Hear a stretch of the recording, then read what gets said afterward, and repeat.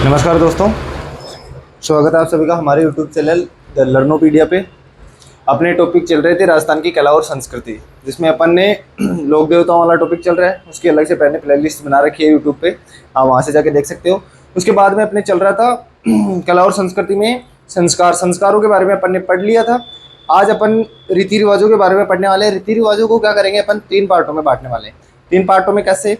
एक तो जन्म से संबंधित रीति रिवाज होंगे पहले पार्ट में, दूसरे पार्ट में आएंगे शादी से संबंधित रीति रिवाज, और तीसरे पार्ट में आएंगे मृत्यु से संबंधित रीति रिवाज। तो ऐसे करके अपन 3 पार्टों में पढ़ने वाले हैं ये। तो आज अपन पढ़ने वाले हैं संस्कारों के बारे में। अपन ने पढ़ लिया 16 संस्कार होते हैं मनुष्य जीवन के, उनके बारे में अपन ने पढ़ लिया। आज अपन शुरू करने वाले हैं जन्म से संबंधित रीति रिवाज। तो शुरू करते हैं। अपना टॉपिक क्या है? अपना टॉपिक है रीति रिवाज। और रीति रिवाज में पहला कौन सा है? जन्म से संबंधित रीति रिवाज।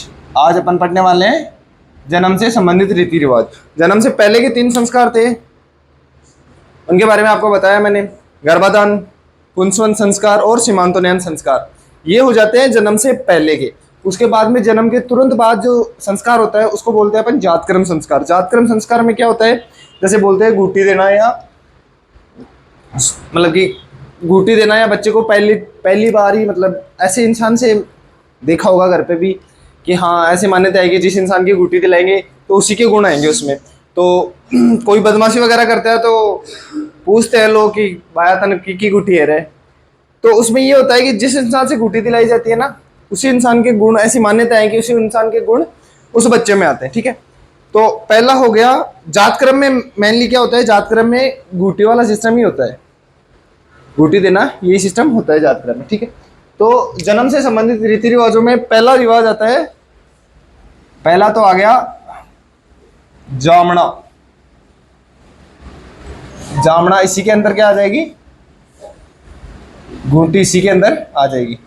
जामना, इसमें क्या होगा, बच्चे का जन्म होगा और फर्स्ट टाइम उसको जो घूंटी वगैरह दी जाएगी वो इसमें आ जाएगा, जामना या घूंटी में आ जाएगा। ठीक है, उसके बाद में फिर आता है, दूसरा आता है नहान। नहान में क्या करते हैं कि बच्चे को नहलाया जाता है पहली बार, बढ़िया गुनगुने पानी से अच्छे से नहलाया जाता है उसको। तो वो हो गया, नहान हो गया। ठीक है, उसके बाद में अब नहान हो गया, बच्चे को नहला दिया, बट माता को नहीं नहलाया अभी तक। तो माता को जो नहलाते हैं उसको बोलते हैं, मतलब सूतक रहता है जन्म के बाद से लगभग 10 दिन का सूतक रहता है। तो 10 दिन तक माता स्नान वगैरह नहीं करती है। तो 10वें दिन उसके बाद में आसपास की महिलाएं इकट्ठी होकर फिर माता का सर वगैरह दिलाया जाता है, स्नान करवाया जाता है। तो वो होता है 10 दिन के बाद में, क्योंकि 10 दिन तक सूतक रहता है। ठीक है, उसके बाद में फिर अगला आ गया, तो 10 दिन के बाद में जब माता को नहलाते हैं उसको क्या बोलते हैं, 10वां दौड़ो।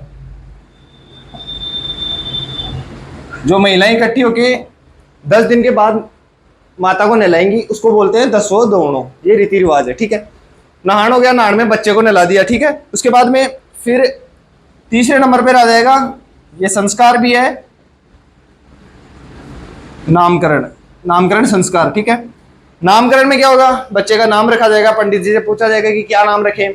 तो पंडित जी नक्षत्र वगैरह देख के फिर बोल देंगे कि हाँ जय नाम रख दो, या जैसे नाम रख दो, या फिर पैसे नाम रख दो।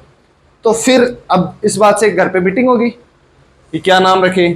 तो जैसे मान लो जितेंद्र रख दिया, ई अपनी तरफ से लगा दिया, जितेंद्र रख दिया, पवन रख दिया, तो ऐसे नामकरण हो जाता है। तो ये नामकरण वाला संस्कार में आ गया था आपने। ठीक है, उसके बाद में अगला रीति रिवाज है वो है कुआं पूजन। अगला रीति रिवाज कौन सा है, वो है कुआं पूजन। ठीक है, कुआं पूजन में क्या होता है, लगभग 1 सवा महीने के बाद में महिलाएं इकट्ठी होती है, माता होती है, वो जाती है कुएं पर से पानी वगैरह, पानी का कलश भर के घर के लिए लाती है और वहाँ पे पूजन वगैरह करती है कुएं का। तो वो हो जाता है कुआं पूजन। ये जन्म जन्म से संबंधित रीति रिवाजों में कुआं पूजन भी आता है, ठीक है। उसके बाद में अगला रीति रिवाज है वो है, उसमें आ गया ढूंढ। ढूंढ क्या होता है? ढूंढ होता है कि ये बच्चे के ननियाल पक्ष के द्वारा माता के घर भेजा जाता है। उसमें बच्चे के पोतरे वगैरह होते हैं, और कोई जो भी खिलौने वगैरह हो गए, कपड़े वगैरह हो गए, झुंझुनू झांझुनू टाबर ने, तो वो सब ढूंढ में आ जाते हैं, ठीक है। उसके बाद में फिर आता है दसोटन। दसोटन में क्या होता है? पुत्र रत्न की प्राप्ति हो, या आजकल तो लड़कियों के जन्म पे भी होने लग गया, पहले ये लड़कों के जन्म पे होता था।